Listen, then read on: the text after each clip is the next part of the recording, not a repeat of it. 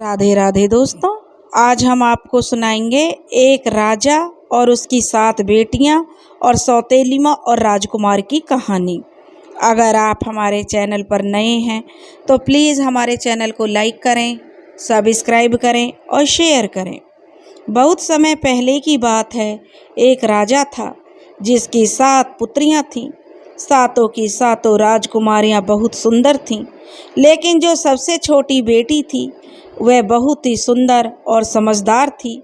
उसका नाम सुनैना था और वह अपनी सारी बहनों में सबसे ज़्यादा समझदार थी। राजा की पत्नी की मृत्यु हो गई थी। तब सातों बहनें बहुत छोटी थीं और इन सातों राजकुमारियों की जिम्मेदारी राजा पर आ गई थी। राजा उनकी देखभाल करता था।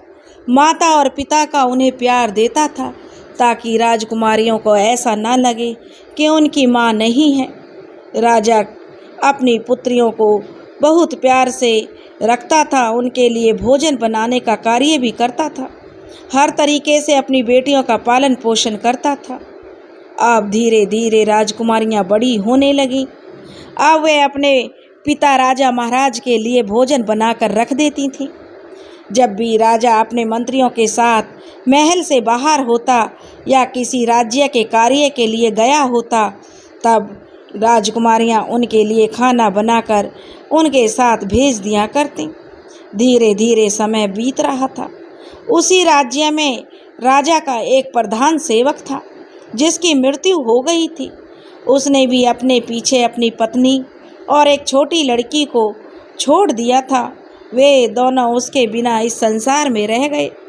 जब राजा की सातों लड़कियां अपने पिता के लिए भोजन तैयार करती थीं, उसी समय उस प्रधान की पत्नी जो कि विधवा थी उनके पास जाती और राजा की पुत्रियों से थोड़ी सी आग मांगने के लिए कहती। तो राजा की जो छोटी बेटी सुनैना थी, उसको वह औरत बिल्कुल भी पसंद नहीं थी। वह उसे जो लताड़ देती थी, कहती थी कि अपने घर जाकर स्वयं आग जलाओ, हमसे मांगने क्यों आ जाती हो। अब वह विधवा औरत रोज रोज उनसे आग मांगने जाने लगी, लेकिन उसे वह राजकुमारी कितना भी लताड़ती, लेकिन उस पर कोई असर नहीं होता था। राजकुमारी की जो 6 बहनें थीं, वे अपनी छोटी बहन को समझाती कि सुनैना, शांत रहा करो, बेचारी विधवा है और इसको थोड़ी सी लकड़ी दे दोगी, थोड़ी आग जला लेगी तो क्या हो जाएगा। जब देखो उस औरत से लड़ती झगड़ती रहती हो, इसके साथ उसको इतना भला बुरा भी सुनाती हो। इस बेचारी का क्या कसूर है, केवल हमारे यहाँ आकर हमारे चूल्हे से थोड़ी सी आग ही तो मांगती है। अब वह छोटी राजकुमारी कहती, अब कोई बात नहीं, तुम्हें मेरी बात समझ तो आती नहीं है। यह एक ना एक दिन बहुत बड़ी मुसीबत पैदा कर देगी। अब वह रोज़ उनके घर पे आग मांगने जाती और जैसे ही नज़र बच जाती, राजा के खाने में राख मिला देती, क्योंकि वह विधवा औरत बड़ी दुष्ट थी और जल्दी जल्दी से राख मिलाकर राजा का बना हुआ भोजन खराब कर देती। अब जब राजा अपनी पुत्रियों से बहुत अधिक प्रेम करता था, जब उसको यह पता चला कि उसके खाने को उसकी पुत्रियां क्यों बिगाड़ देती हैं, तो उसे विश्वास नहीं हुआ। एक दिन राजा ने सोचा कि मुझे अपनी पुत्रियों पर नज़र रखनी चाहिए कि वह मेरे लिए ऐसा तो नहीं कर सकती है कि मेरा खाना बिगाड़ दें। अब राजा अपने एक कक्ष में गया। जब उसकी पुत्रियां खाना बना रही थीं, तो वह छिपकर देखने लगा कि आज मैं यह देखता हूँ कि मेरी बेटियां किस मकसद के लिए मेरे खाने को खराब करती हैं, मुझे मारना चाहती हैं। राजा ने विचार करके जो अपनी पुत्रियों को देखने लगा, क्योंकि वह अपनी पुत्रियों से प्यार भी बहुत करता था, इसलिए उसे विश्वास नहीं हो रहा था। और राजा ने अब निर्णय कर लिया कि वह छुपकर सच्चाई का पता लगाएगा। अब जब उसकी पुत्रियां भोजन बनाने लगीं, तो राजा छिपकर देखने लगा। उसने अपनी पुत्रियों को खाना बनाते हुए दीवार के गुप्त झरोखे से देखा। उसकी पुत्रियों ने छुपकर देख रहा था कि मेरी पुत्रियां कैसे खाना बिगाड़ती हैं। उसकी सातों लड़कियां सावधानी से चावलों को धो रही थीं, बड़ी स्वच्छता से कढ़ी को तैयार कर रही थीं। और जैसे ही सभी प्रकार के भोजन बनकर तैयार हो गया, तो उसने देखा कि उसकी बेटियों ने बड़ी स्वच्छता के साथ चूल्हे से दूर हटाकर रख दिया। आगे राजा ने देखा तो बड़ा ही आश्चर्यचकित हुआ। प्रधान की विधवा जो आग लेने के लिए उनके घर पे आई और अपने भोजन को पकाने के लिए उसने आग मांगी, तभी सुनैना उस पर क्रोधित हो गई और उसे खरी खोटी सुनाने लगी और ईंधन जो वह लेकर जाने लगी। जैसे ही राजकुमारियों की नज़र बची तो उसने सारे खाने में राख मिला दी। अब जब देखो वह सुनैना उससे कह रही थी, जब देखो मुंह उठाई चली आती। फिर सुनैना की दूसरी बहनों ने उसे समझाया, कोई बात नहीं, आग ही तो मांग रही है, और उसने नज़र बचाकर सारा खाना खराब कर दिया। जब राजा ने प्रधान की पत्नी को देखा कि लकड़ियां लेने के बाद उसने प्रत्येक खाने के सामान में जो राख मिला दी है, और राजा की बेटियों ने तो बड़े सुंदर तरीके से खाना बनाया था, इस पर राजा को बहुत क्रोध हुआ और वह अपने राजमहल में दरबार लगाकर बैठ गया और अपने आदमियों को उसने प्रधान की पत्नी को पकड़कर लाने के लिए तुरंत भेज दिया और कहा कि उसको मेरे सामने शीघ्र पेश करो। लेकिन जब विधवा औरत वहाँ आई तो उसने कहा कि महाराज क्षमा करें, मैं तो एक खेल खेल रही थी और मैं तो यह देखना चाहती थी कि आप कितने चतुर हैं और कैसे इस समस्या को समाधान निकालते हो। लेकिन महाराज आप तो बहुत ही जो न्यायप्रिय और समझदार हो, और मुझे तो ये खेल खेल रही थी। और उसने राजा को अपनी मीठी मीठी बातों में फंसा लिया। अब राजा भी उस पर अत्यधिक प्रसन्न हो गया और उस पर मोहित भी हो गया। उसको दंड देने के स्थान पर उसने रानी बनाने का राजा ने निर्णय कर लिया और इस तरह उससे विवाह कर लिया। वह विवाह करके अब राजमहल में आ गई। अब वह विधवा से रानी बन गई। अब नई रानी राजा की पहली पत्नी से पैदा 7 लड़कियों से बहुत अधिक नफरत और घृणा करने लगी। वह चाहती थी किसी भी प्रकार से ये 7 राजकुमारियां महल से निकल जाएं। उसके लिए वह नई नई साजिशें रचने लगी और विचार करने लगी, जैसे भी हो किसी भी तरह इनको यहाँ से भगा देने के बाद राजा का सारा धन संपदा के साथ सभी प्रकार के ऐश्वर्य केवल उसके लिए ही होंगे। वह और उसकी पुत्री अब राज करेंगी। वह अपनी पुत्री के स्थान पर राजकुमारी के रूप में इस महल में रहे और उसकी पुत्री को ज़्यादा सम्मान मिले। लेकिन राजा अपनी पुत्रियों को भी बहुत प्यार करता था। उसको राजा की पुत्रियों के प्रति बहुत ही करुणा और दया थी। राजा अपनी पुत्रियों को बिल्कुल भी दुख में नहीं देख सकता था। वह हर प्रकार से केवल राजा की 7 पुत्रियों को जो दुखी करना चाहती थी कि सारे कार्यों में सारे दिन उन्हें लगाए रखती। इस तरह से राजा की 7 पुत्रियों को खाने पीने के लिए भी नहीं देती थी और वह उनको बहुत ही कम खाने के लिए देती थी और पानी पीने के लिए भी बहुत कम देती थी। इस तरह 7 बहनों पर हर प्रकार से दुखों का पहाड़ टूट पड़ा। और इसके विपरीत जो प्रधान की पत्नी थी वह रानी बन गई और उसकी छोटी पुत्री थी, उसको हर प्रकार की सुख सुविधा दी जाने लगी और राजकुमारियों की तरह वह रहने लगी। महल में रानी की आज्ञा से और उसे राजकुमारी की तरह जीवन जीने के लिए तरह तरह से उसकी माँ उसको जो प्रोत्साहित करती अपनी बेटी को, और अपनी बेटी को राजकुमारी बनाकर रखती। और अपनी पुत्री के लिए रानी ने अच्छे अच्छे भोजन बनाती, अच्छे अच्छे कपड़े पहनाती और अच्छी अच्छी चीज़ों का संग्रह करती। राजा की पहली पत्नी से जो 7 राजकुमारियां थीं सभी को सभी प्रकार के सुखों से वंचित कर दिया उसने।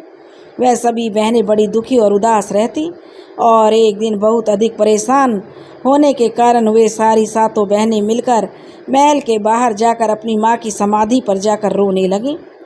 इस प्रकार से वह अपनी माँ से कहने लगी, माँ, क्या तुम अपनी बेसहारा लाचार बेबस पुत्रियों को नहीं देख सकती हो?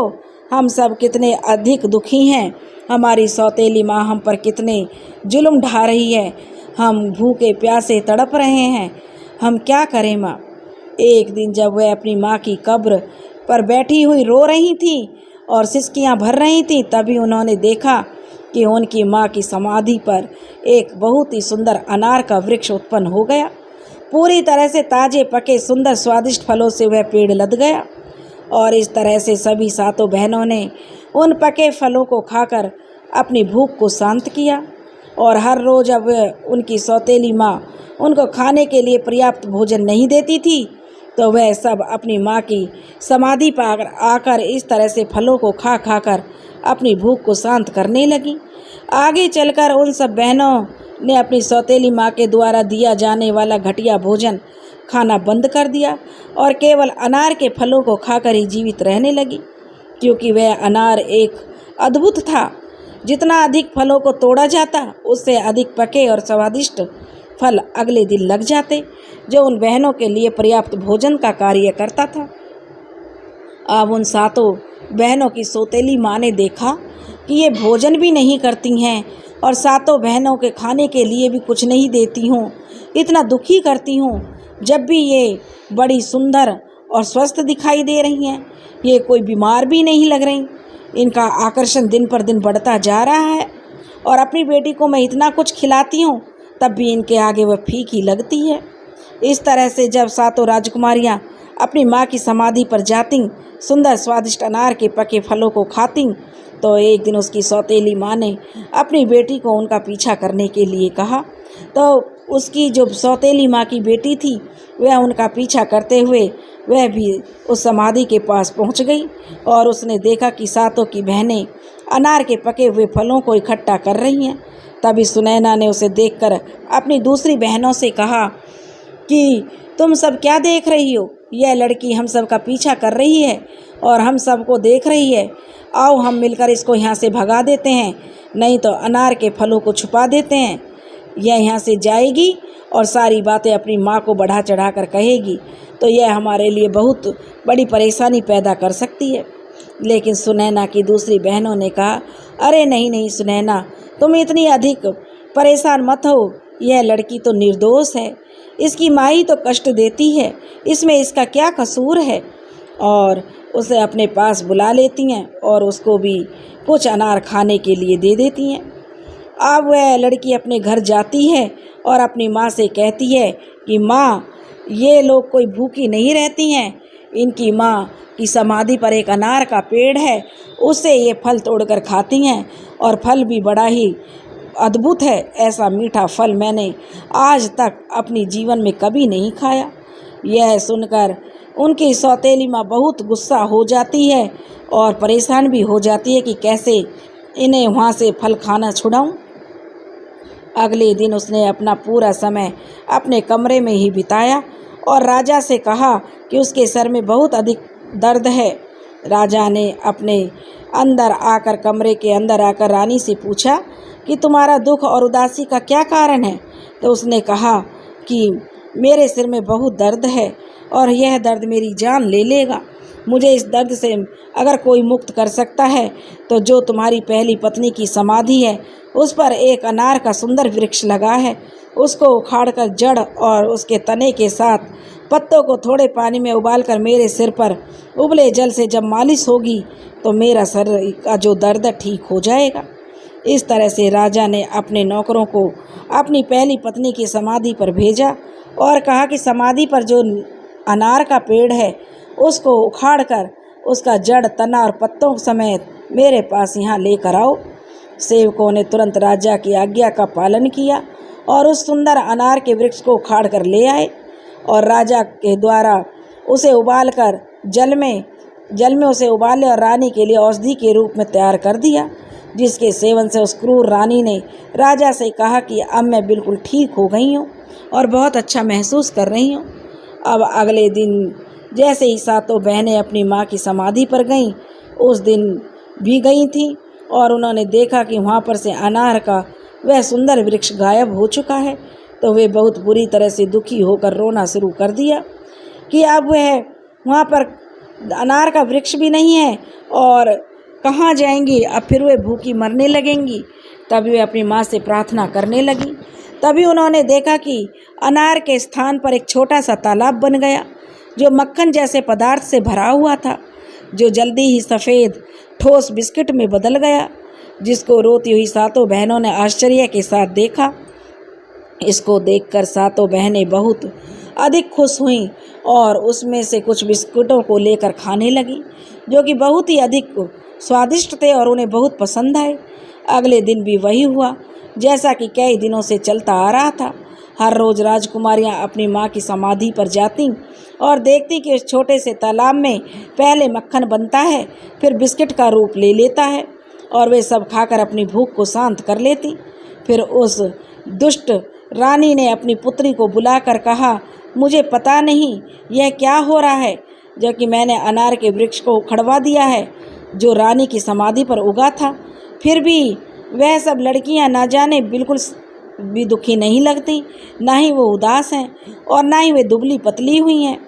या फिर भी वह अपना भोजन कहाँ से खाती हैं, क्योंकि महल में तो वो भोजन खाती नहीं है जो मैं उन्हें देती हूँ। इसलिए तू फिर से उनका पीछा कर। और अपनी पुत्री से कहा कि उन पर नज़र रख और देख कि क्या माजरा है। अगले दिन सातों बहनें अपनी माँ की समाधि पर चली गईं और वे बहुत ही अधिक खुश थीं। जाकर मक्खन से बने बिस्कुटों को खा रही थी। तभी सबसे पहले सुनैना ने उस सौतेली माँ की बेटी को देखा जो उन पर छुप कर नज़र रख रही थी, और उसने अपनी बहनों से कहा, देखो यह लड़की दोबारा यहाँ पर आ गई है और हम पर नज़र रख रही है। चलो इस तालाब को ढक लेते हैं, इससे वह इसको नहीं देख सकेगी। अगर हमने अपने बिस्कुट का थोड़ा सा टुकड़ा भी इसको दिया तो यह अवश्य जाकर अपनी दुष्ट माँ को बता देगी और हमारे लिए यह दुर्भाग्य की बात होगी, क्योंकि वह फिर ना कोई षड्यंत्र चलेगी। सुनैना की दूसरी बहनों ने समझा, सुनैना बेशक संदेह कर रही है, अनावश्यक ही संदेह कर रही है, और उन सब ने उसके सुझाव पर बिल्कुल ध्यान नहीं दिया। और उसके विपरीत उन्होंने प्रधान की पुत्री को भी स्वादिष्ट बिस्किट खाने के लिए दे दिए। अब जब उनकी सौतेली माँ को सातों राजकुमारियों के बारे में पता चला तो वह बहुत ही क्रोध से लाल पीली होने लगी, और उसके साथ ही उसने अपने नौकरों को बुलाकर कहा कि अभी जाओ रानी की समाधि को वहाँ से उखाड़ दो और उसके पास में जो छोटा सा तालाब है उसे नष्ट कर दो और उसे गंदगी से भर दो। इस पर भी वह संतुष्ट नहीं। एक दिन रानी फिर भयंकर बीमारी का बहाना करके जो अपने कक्ष में पड़ी रही और महाराज को बुलाया गया। महाराज ने आकर रानी की बीमारी का कारण जानना चाहा। राजा ने कहा कि चाहे मेरा सारा साम्राज्य बिक जाए, लेकिन मैं तुम्हारी बीमारी के जो है जहाँ भी ठीक होगी अच्छे से अच्छे वैद्य को दिखाऊंगा और तुम्हें ठीक कर दूंगा। लेकिन रानी तो जो है कि चाल चल रही थी, वह तो दुष्ट थी। तो वह दुष्ट रानी कहने लगी कि इतना कुछ करने की ज़रूरत नहीं है, मेरे जीवन को तो केवल तुम्हारा एक छोटा सा कार्य ही बचा सकता है। राजा ने कहा, तुम कहो तो सही, जो तुम कहोगी मैं उसे अवश्य पूरा करूँगा, इसके लिए मैं तुमसे प्रतिज्ञा करता हूँ। फिर उसने कहा, मेरे जीवन को बचाने के लिए तुम जो अवश्य अपनी पहली जो पत्नी से तुम्हारी 7 राजकुमारियाँ हैं उनकी हत्या कर दो और उनका खून मेरे सर और मेरी हथेलियों पर लगाना। इस तरह से उनकी मृत्यु से मेरा जीवन बच जाएगा। इन शब्दों को सुनकर राजा दुख और पीड़ा से भर गया। उसके पैरों के नीचे से जैसे जमीन ही गायब हो चुकी थी। वह मूर्छा खाकर गिरने वाला हो गया, लेकिन फिर भी राजा ने अपने आप को संभाल लिया, क्योंकि राजा को अपनी प्रतिज्ञा टूटने का भय था और वह अपनी राजकुमारियों को भी बहुत प्यार करता था। फिर राजा ने अपना मन को कैड़ा किया और राजकुमारियों को तलाश करने लगा। राजा ने अपनी सातों पुत्रियों को अपने पास बुलाया, और जब राजा ने देखा कि 7 पुत्रियां अपनी माँ की समाधि पर बैठे हुए रो रही थीं, राजा का हृदय जो कांप उठा, क्योंकि वह अपनी पुत्रियों से बहुत ही प्रेम करता था। राजा जाकर अपनी पुत्रियों से प्रेम पूर्वक बोला कि तुम मेरे साथ इस जंगल से बाहर, मतलब इस महल से बाहर जंगल में चलो। वह उन सब को लेकर जंगल में चल दिया। कुछ दूर जाकर एकांत जंगल में राजा ने आग लगाई और उन सब के लिए कुछ चावलों को पकाकर उनको खाने के लिए दिया। लेकिन दोपहर का समय था। इस समय बहुत अधिक गर्मी हो रही थी, जिसके कारण सभी 7 बहनें गहरी निद्रा में, क्योंकि खाने के बाद उन्हें नींद आ गई और गहरी नींद में सो चुकी थी। राजा ने देखा कि 7 बहनें सो चुकी हैं, तो वह चोरी से छुपकर उन लड़कियों से निगाह बचाकर वहाँ से भाग गया। उन सब की वही निंद्रा में सोते हुए उन्हें छोड़ दिया और अपने मन में सोचता हुआ खुश था कि चलो हमारी पुत्रियां जहाँ कहीं भी रहेंगी कम से कम ठीक तो रहेंगी, या तो एकांत में भूखे प्यासे किसी जानवर के भोजन के रूप में मृत्यु को प्राप्त हो जाएंगी, लेकिन अपनी सौतेली माँ के अत्याचारों से तो यह बची रहेंगी, या कहीं जाकर अपना जीवन गुजार लेंगी। राजा यह सोचकर वहाँ से चला गया। राजा ने जंगल में एक हिरण को मारकर उसके खून को लेकर जो महल में वापस आ गया और रानी के सिर और हथेली पर उस हिरण के खून को लगा दिया।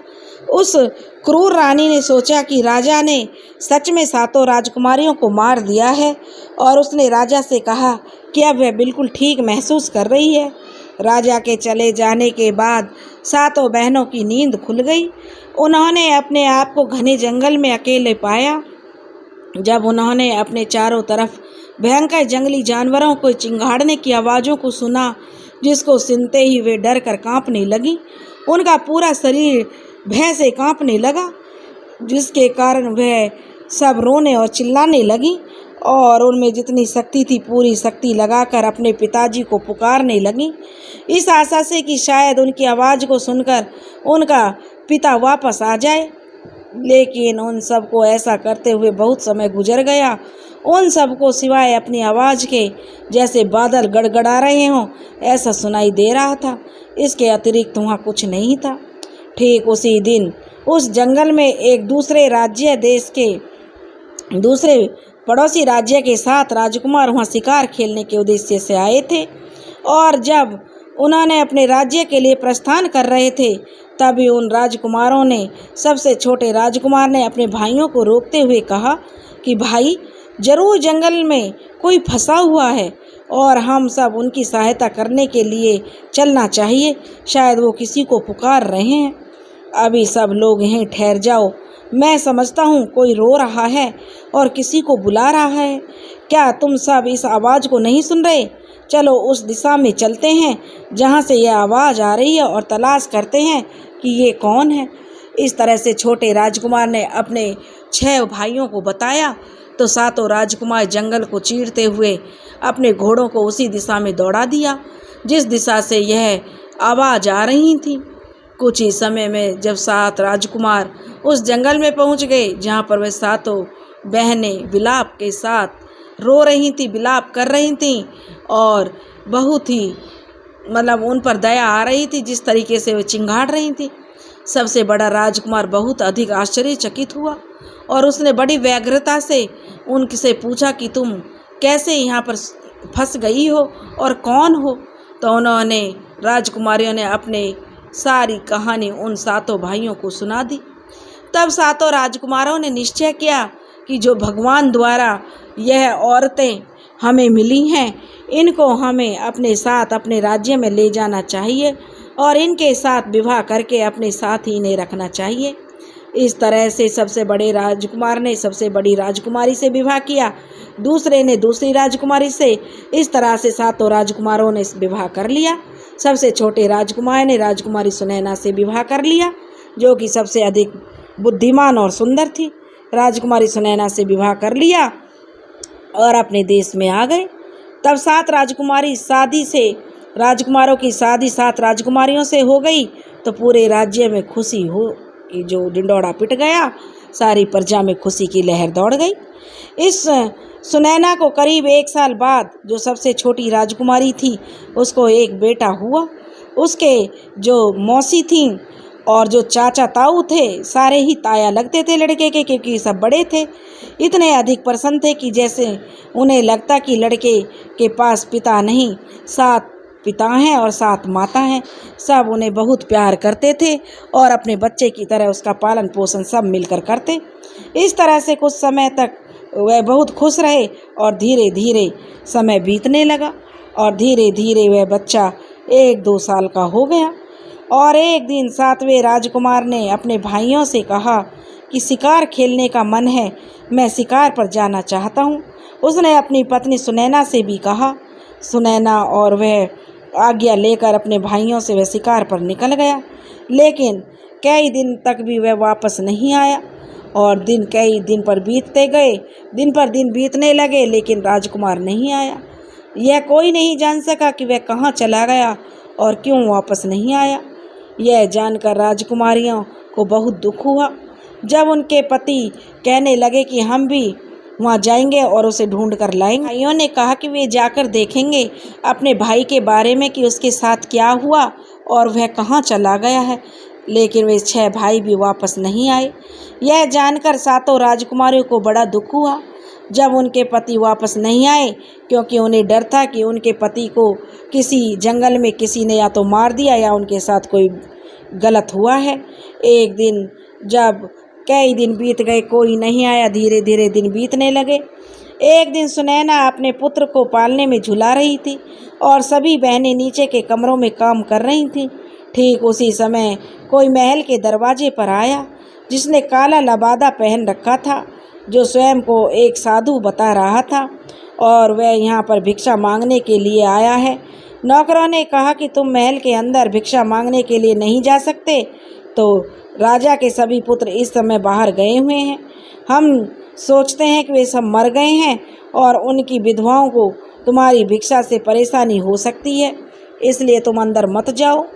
नौकर ने उसे खूब रोकने की कोशिश की, लेकिन उस आदमी ने कहा कि मैं एक साधु हूँ और साधु को भोजन खिलाना और साधु को भिक्षा देना कोई गलत काम नहीं है। लेकिन वह कोई साधु नहीं था, वह तो एक जादूगर था जिसका नाम कालिया था। जादूगर कालिया ऐसे ही महल में घुस रहा था और उसने बहुत सी सुंदर वस्तुओं को देखा। अंत में उस कमरे में पहुंचा जहां राजकुमारी सुनैना अपने छोटे बेटे को पालने में झुलाते हुए उसको लोरी सुना रही थी। उसको देखते ही जादूगर कालिया ने सोचा कि इतनी अधिक सुंदर औरत जो स्वर्ग में किसी अप्सरा की तरह है, आज तक उसने अपने जीवन में कभी नहीं देखी। इस प्रकार उससे अत्यधिक मोहित हो गया और सीधा उसके पास चला गया और उससे कहा कि मैं तुमको पसंद करता हूँ, तुम मेरे साथ मेरे घर चलो, मैं तुमसे विवाह करना चाहता हूँ। लेकिन राजकुमारी सुनैना ने कहा, मेरा पति है, मुझे डर है कि उसकी मृत्यु हो चुकी है, फिर भी मेरा यह छोटा सा बेटा है जिसके लिए मैं निश्चित रूप से यहीं रहूँगी और इसका पालन पोषण करूँगी, क्योंकि मैं शादीशुदा हूँ। दुनिया में जीने के लिए मुझे पति के अलावा मुझे अपने बेटे के सहारे की ज़रूरत है। उसने जो भी बहुत प्रलोभन दिए, लेकिन जादूगर की बातों में राजकुमारी सुनैना नहीं आई और उसने कहा कि मैं इसके पिता को तलाश करूंगी, इसका पिता जरूर मिलेगा। लेकिन वह जादूगर ना नहीं सुनने का आदी था। उसे बड़ा गुस्सा आया कि यह राजकुमारी मेरे साथ विवाह करने के लिए राजी नहीं हो रही, तो उसने उस राजकुमारी से बहुत बार समझाने की कोशिश की, लेकिन उसने क्रोधित होकर कालिया जादूगर को वहाँ से जाने के लिए कह दिया। कालिया को बहुत क्रोधित हो गया और उसने सुनैना को अपने जादू के दम पर एक छोटे से काले कुत्ते में बदल दिया। कालिया ने कहा कि तू अपनी इच्छा से नहीं चलेगी तो मेरे साथ मेरी इच्छा शक्ति से चलेगी, और उस राजकुमारी को जादूगर ने कुत्ते के रूप में जो कुत्ता बना दिया और कुत्ता बनकर वह इधर उधर भागने लगी। बेचारी के पास कोई शक्ति भी नहीं थी ताकि वह अपनी दूसरों बहनों को बता सके कि उसके साथ क्या हुआ है। वह एक बेबस कुत्ते के रूप में अपनी व्यवस्था लिए जादूगर कालिया के इशारे में चलने लगी। जैसे ही जादूगर कालिया महल के दरवाजे से पहुंचा तो नौकरों ने उससे पूछा, तुमने इस छोटे से कुत्ते को कहाँ से लिया है? तो उसने जवाब दिया, राजकुमारियों ने मुझे एक उपहार के रूप में इस कुत्ते को दिया है। इसके सुनते ही नौकरों ने उसे कुछ भी पूछे बगैर महल के दरवाजे से बाहर जाने दिया। कुछ समय बाद सुनैना की दूसरी छोटी 6 बहनों ने अपने भांजे को रोने की आवाज़ सुनी और जब वे सीढ़ियों से चढ़कर उसके कमरे में गईं तो उसने देखा कि वहाँ कमरे में कोई भी नहीं था। सुनैना कहीं दिखाई नहीं दे रही थी। फिर उन सब ने नौकरों से पूछा तो सब ने उन्होंने बताया कि कोई साधु आया था और उसके काले कुत्ते के बारे में भी उन्होंने बताया। तो राजकुमारियों ने अंदाज़ा लगा लिया कि ज़रूर सुनैना के साथ कुछ बुरा हुआ है और वह हमें छोड़कर चली गई है। उसके साथ ज़रूर कोई षड्यंत्र रचा गया है। अब धीरे धीरे समय गुजरता रहा। सुनैना के पुत्र को 6 मौसियों ने पाल लिया। अब वह 14 साल का हो गया था। एक दिन उसकी मौसियाँ अपने परिवार का इतिहास उसे बताने और सुनाने लगी कि वह अपने पिता और उनकी माँ और अपने ताऊओं को खोजने के लिए बड़ा उत्सुक था। इसके साथ उसने दृढ़ संकल्प कर लिया कि वह संसार में कहीं भी किसी भी कोने में जहाँ भी उसके परिवार वाले होंगे उन्हें वह ढूंढ कर जरूर लाएगा। और उन्होंने अपने इस संकल्प को अपने मौसियों पर जाहिर किया। यदि वह अपने माता पिता और ताऊओं को कहीं पर भी जिंदा मिल गए तो सबको अपने घर वापस लेकर आएगा। उसकी मौसियों को उसके दृढ़ संकल्प के बारे में जानकारी हो गई तो सब उसे रोकने लगीं, कहने लगीं कि इसका विचार बदल दो बेटा, जो जाने थे वो लोग चले गए, अब कहीं हम तुम्हें भी ना खो दें। हमने अपने पतियों और अपनी बहन को तो खो दिया, अब हम तुम्हें खोना नहीं चाहते।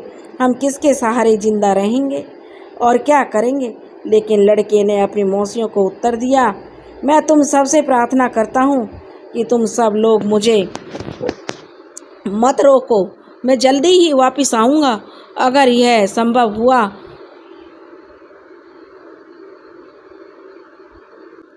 तब लड़के ने अपनी मौसियों से कहा कि तुम मुझे मत रोको, अगर यह संभव हुआ तो मैं अपने साथ अपने माता पिता और ताऊओं को भी लेकर आऊँगा।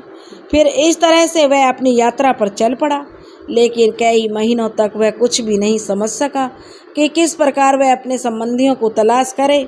और अंत में जब उसने हजारों किलोमीटर की थकाने वाली यात्रा को पूरा किया और पूरी तरह से लगभग जब वह निराश हो चुका था तो उसको अपने माता पिता और ताऊओं के बारे में किसी प्रकार की सूचना कहीं भी प्राप्त नहीं हुई। इसी बीच वह एक ऐसे देश में पहुंच गया जो पूरी तरह से पत्थरों का देश था। बड़ी बड़ी चट्टानें, वृक्ष, इसके अतिरिक्त एक बहुत ही बड़ी पत्थर की ऊंची कठोर इमारत थी जिसके एक किनारे पर एक छोटा सा मकान बना था जिसमें एक माली रहता था।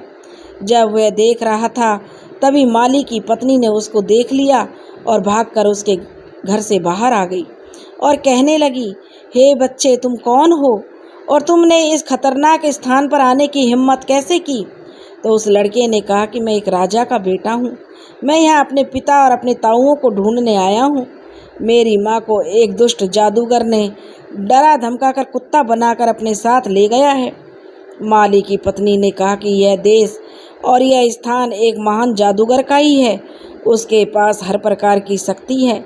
जो भी व्यक्ति उसकी आज्ञा का उल्लंघन करता है, उसका अपमान करता है, वह अपनी जादू की शक्ति से उसको पत्थर या वृक्ष बना देता है। यहाँ पर तुम जो सभी प्रकार के वृक्ष और पत्थर देख रहे हो, यह कभी जीवित प्राणी थे।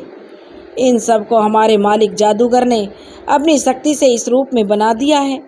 कुछ समय पहले एक राजा यहाँ आया था, उसके कुछ समय बाद उसके 6 भाई भी यहाँ पर आए थे और उन सबको जादूगर ने पत्थर और वृक्ष में बदल दिया। और केवल यही दुर्भाग्यशाली लोग नहीं थे, इनके अतिरिक्त एक बहुत सुंदर रानी जिसको इस बड़े इमारत में कैद करके रखा है, जिसको उस जादूगर ने पिछले 12 सालों से कैद किया है क्योंकि वह जादूगर से नफरत करती है और जादूगर उससे ही विवाह करना चाहता है। फिर छोटे राजकुमार ने विचार किया, अवश्य ही यह सब मेरे माता पिता और मेरे ताऊ ही हैं। मैंने उन सबको अंत में पा ही लिया जिसके लिए मैं भटक रहा था। इस तरह उसने अपनी कहानी उस माली की पत्नी को बताई और उससे प्रार्थना की, विनती की कि वह उसकी सहायता करे। इस समय बेकसूर और लाचार लोगों के बारे में और अधिक जानकारी प्राप्त करने के लिए और इस जादूगर से बचने के लिए उसने बताया कि उस माली की पत्नी का साथ देने के लिए उसने जो वादा कर लिया, उसने सोचा कि इस जादूगर के जो हम भी इससे बच जाएंगे क्योंकि वह भी उनके जुल्मों के शिकार थे, इसलिए उसने उस लड़के की साथ देने के लिए हामी भर ली। अब इस तरह से दोनों आपस में मित्र बन गए और माली की पत्नी को अपना रूप बदलने के लिए जो माली की पत्नी कहने लगी कि तुम अपना रूप बदल लो, कहीं जादूगर ने तुमको देख लिया तो तुम्हें भी पत्थर में बदल देगा। इस तरह राजकुमार तैयार हो गया और माली की पत्नी ने उससे राजकुमार को अपनी एक साड़ी पहना दी और बता दिया कि यह उसकी पुत्री है। उसके थोड़े समय बाद ही एक दिन जैसे ही जादूगर कालिया अपने सुंदर बगीचे में घूम रहा था, तभी एक छोटी लड़की को देखकर उसने जादूगर ने माली की पत्नी को अपने पास बुलाया और उससे पूछा, वह लड़की कौन है? तो माली की पत्नी ने कहा कि वह उसकी पुत्री है। इस तरह से जादूगर और राजकुमार की पहली मुलाकात हुई। राजकुमार एक लड़की के भेष में जादूगर से अपनी पहचान छुपाकर मिलता है और जादूगर उसको देखकर उससे कहता है कि तुम बहुत ही सुंदर हो। कल तुम मेरा पहला उपहार लेकर बड़ी इमारत में जाओगी और वहाँ रहने वाली सुंदर औरत के लिए। जो छोटा राजकुमार इसे सुनकर बहुत खुश हो गया कि वह कल अपनी माँ के लिए कोई उपहार लेकर जाएगा जादूगर की तरफ से। तुरंत ही वह माली की पत्नी के पास गया और इस बारे में उसने उसको बताया और विचार विमर्श करने के बाद उसने निश्चय किया कि वह इसी भेष में रहेगा, क्योंकि यह भेष में उसको कोई पहचान नहीं सकता और वह उचित अवसर आने पर अपनी माँ को छुड़ा लेगा। जब सुनैना की शादी राजकुमार के साथ हुई थी तो राजकुमार ने उसको एक छोटी सी अंगूठी दी थी जिस पर उसका नाम लिखा हुआ था। उस अंगूठी को सुनैना ने अपने पुत्र की उंगली में पहना दिया था जब उसका पुत्र बहुत छोटा सा बच्चा था। जब उसका पुत्र समय के साथ बड़ा हुआ तो उसकी जो मौसियों ने उस अंगूठी का आकार राजकुमार की उंगली के साइज से बनवाकर उसकी उंगली में पहना दिया। इस तरह से वह अंगूठी अब उस राजकुमार ने अपनी उंगली में अभी भी पहन रखी थी। माली की पत्नी ने राजकुमार को सुझाव दिया कि कुछ ऐसा जो इस गुलदस्ते में छिपा कर रख दो जिसे तुम्हारी माँ तुम्हें पहचान जाए और शीघ्र यथाशीघ्र। यह सब बिना किसी समस्या के, बिना किसी कठिनाई के संभव नहीं होगा। जैसा कि एक कठोर दरबान हमेशा बेचारी राजकुमारी के ऊपर नज़र रखता था, क्योंकि जो वह कैद में थी तो उसमें हर वक्त उसकी निगरानी रखी जाती थी। माली की पुत्री के रूप में राजकुमार रोज फूलों का गुलदस्ता अपनी माँ तक पहुँचाने का काम जो मिल चुका था, अब वह फूलों का गुलदस्ता रानी तक पहुँचा था। राजकुमार की एक दासी हमेशा उसकी माँ के कमरे में हर वक्त रहती थी। अंत में एक दिन किस्मत ने उस राजकुमार का साथ दिया और उसको एक ऐसा मौका मिल गया जब कमरे में केवल उसकी माँ के अतिरिक्त और कोई दूसरा व्यक्ति नहीं था और जब कोई भी उसको नहीं देख सकता था, तो उसने अपनी उंगली में से अंगूठी को निकालकर उसे फूलों के गुच्छे में बांधकर अपनी माँ सुनैना के कदमों में डाल दिया। इस अंगूठी के ज़मीन पर गिरते ही ठन जैसी ही आवाज़ आई, जिसे सुनैना ने नीचे उस फूल के गुच्छे की तरफ ध्यान दिया। सुनैना ने देखा, ऐसा क्या है इन फूलों के अंदर जो यह विचित्र आवाज़ कर रहा है, जिससे उसने एक छोटी सी अंगूठी को फूलों के साथ बंधे हुए पाया। उस अंगूठी को पहचानने की उसने अपने पहचानते ही उसको अपने पुत्र द्वारा बताई गई सारी कहानी पर तुरंत विश्वास हो गया। उसने कितना अधिक खोज करने के बाद उसको प्राप्त कर लिया। उसे बचाने की कोशिश कर रहा है और अपने जीवन को खतरे में डाल के पुत्र ने अपनी माँ से कहा, जो भी उसके लिए अच्छा है, शुभ है, उसके द्वारा वह अपने माता पिता और ताऊओं को इस दुष्ट जादूगर कालिया से जो मुक्त करा कर ले जाएगा।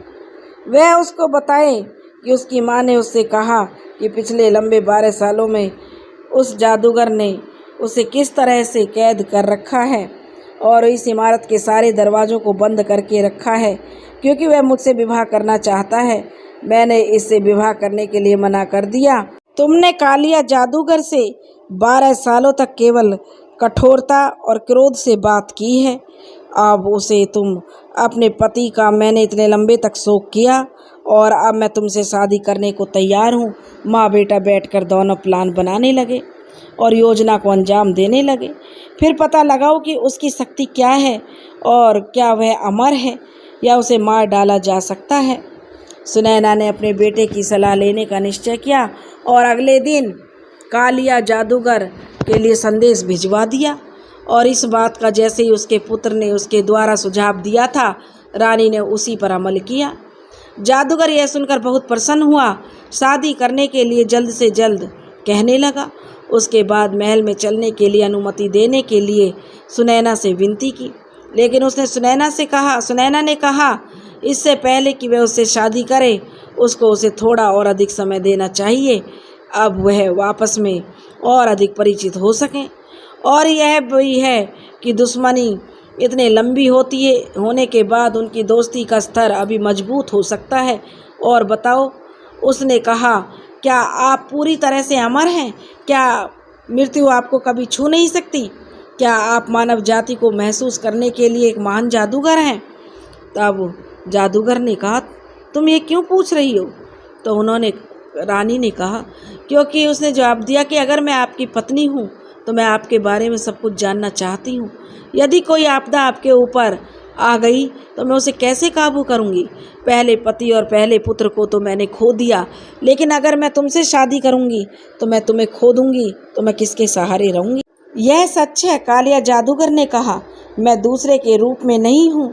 दूर से दूर, इससे सैकड़ों मील की दूरी पर वहाँ एक जंगल है, और उस घने जंगल में ढका हुआ जंगल के बीच में एक गोला है, जहाँ पर केवल ताड़ के पेड़ विद्यमान हैं, और उस ताड़ के वृक्षों के घेरे के केंद्र में 6 बड़े पानी भरे हुए तालाब हैं, जो एक दूसरे के ऊपर गिरते हैं। छठे तालाब के नीचे एक छोटा सा पिंजरा है, जिसमें एक हल्का रंग का तोता रहता है। उसी तोते के जीवन पर मेरा जीवन निर्भर है। तोते के मर जाने से ही मुझे मरना होगा। हालांकि जादूगर ने कहा, यह काम असंभव है। तोते को किसी प्रकार की चोट नहीं पहुंचाई जा सकती। उस तोते को सुरक्षित बनाए रखने के लिए मैंने वहां पर बहुत बड़े बड़े जिन्नों को नियुक्त कर रखा है। जो भी उसके पास नजर आएगा उसे तुरंत मार दिया जाएगा। सुनैना ने अपने बेटे को दुष्ट कालिया जादूगर की इस बारे में जो बातें हुई थी सब कुछ बता दिया, लेकिन एक ही समय में उसे तोते को पाने का सभी विचार छोड़ने के लिए भी अपने पुत्र को मजबूर करना पड़ा। राजकुमार ने जवाब दिया, माँ, जब तक मैं उस तोते को पकड़कर नहीं लाता और मेरे पिता और मेरे चाचा तुम मुक्त नहीं हो सकते। डरो मत, मैं जल्दी ही वापस आऊँगा।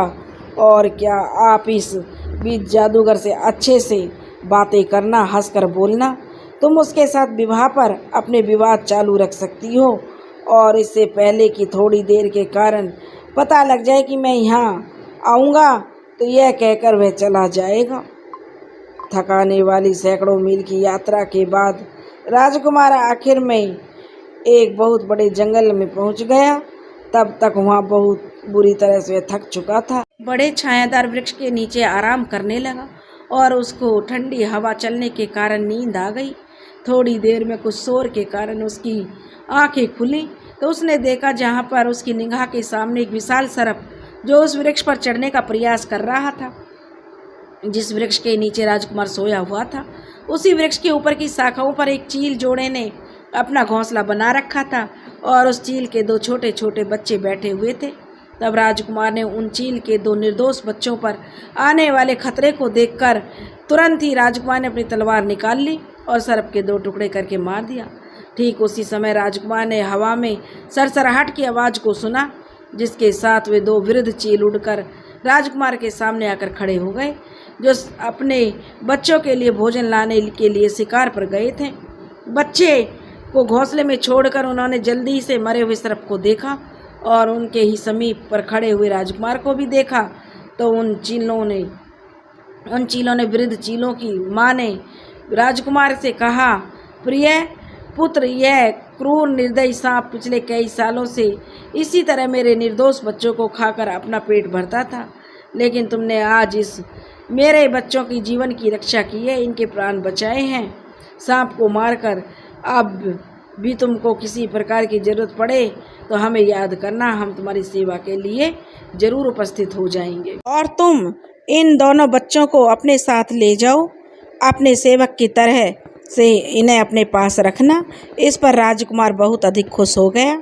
इसके बाद उन दोनों चीलों ने अपने पंखों को फैलाया, उस पर राजकुमार को बैठा लिया और उसे लेकर वे आकाश मार्ग से यात्रा करने लगे। वह उस राजकुमार को बहुत दूर दूर तक अपने पंखों पर बैठा कर ले गए। जब वह उस घने जंगल में पहुंच गए, जहां पर गोल घेरे में उगे हुए बहुत सारे ताड़ के पेड़ कतार से खड़े हुए थे, आकाश में अपने सर को उठाए हुए उसके मध्य में 6 पानी से भरे तालाब भी थे। यह दिन के दोपहर का समय था। इस समय गर्मी बहुत अधिक पड़ रही थी। चारों तरफ वृक्षों पर बैठे सभी जिन, राक्षस और शैतान गहरी निद्रा में सो रहे थे। वे सब अनगिनत हजारों की संख्या में थे। यह किसी भी व्यक्ति के लिए असंभव था कि कोई व्यक्ति इन देवताओं और शैतानों के सामने आमने सामने की लड़ाई में इनको हरा दे। इसी बीच चील ने अपने मजबूत पंखों के साथ नीचे की तरफ उतरने लगे।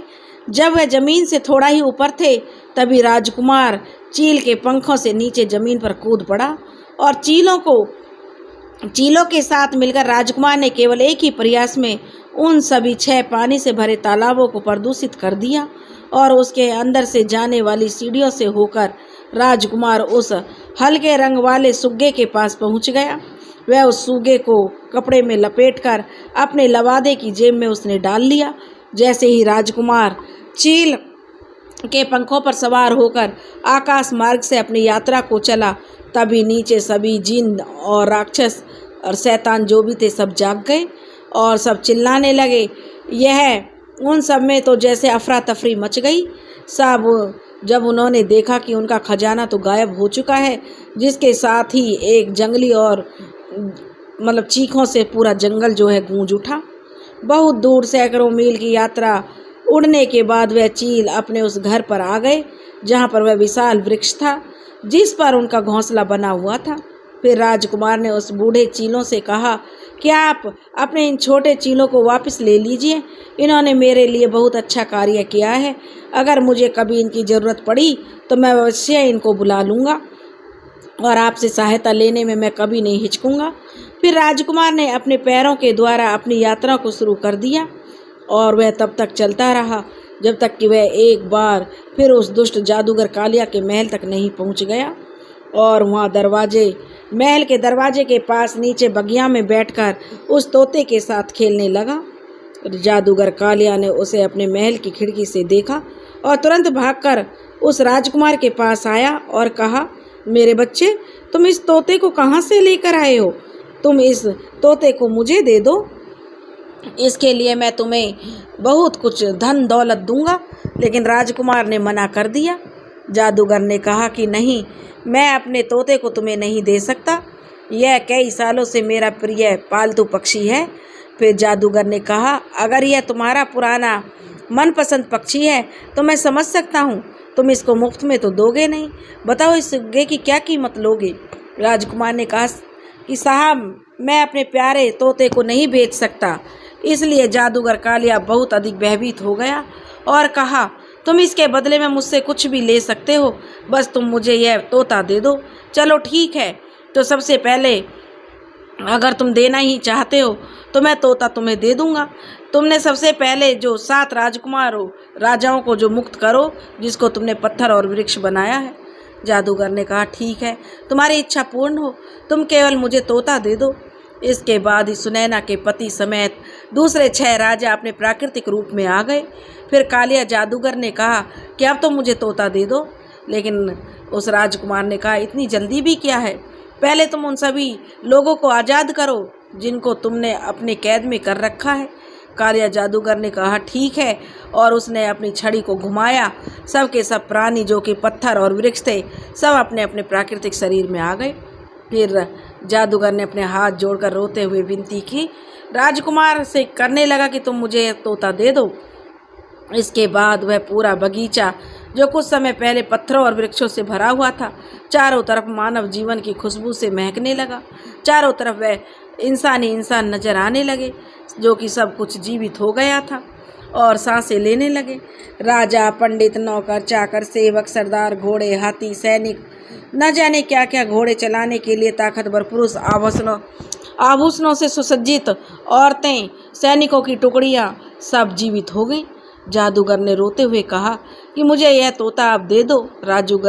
राजकुमार ने जो तोते को बहुत ही शक्ति से पकड़ लिया और उसके एक पंख को जोर लगाकर उसके शरीर से अलग कर दिया। इसके साथ ही जादूगर का दाहिना हाथ उसके शरीर से अलग हो गया। फिर जादूगर कालिया ने अपने बाएं हाथ को फैलाकर राजकुमार से कहा कि यह तोता आप मुझे दे दो। राजकुमार ने उस तोते की बाएं पंख को फिर उसके शरीर से उखाड़कर फेंक दिया कालिया जादूगर की तरफ, जिससे जादूगर का बायां हाथ भी उसके शरीर से उखड़कर दूर गिर पड़ा। फिर भी वह चिल्लाता रहा कि मुझे मेरा तोता दे दो। कालिया जादूगर ने अपने घुटनों पर गिर पड़ा। राजकुमार ने जो तोते के पहले दाएं और फिर बाएं पैर को उसके शरीर से उखाड़ दिया।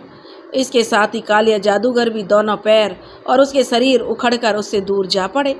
जब कालिया जादूगर के शरीर का कोई अंग उसके साथ नहीं रहा तो वह अपनी आंखों को घुमाते हुए रोते हुए कहा कि मुझे तोता दे दो।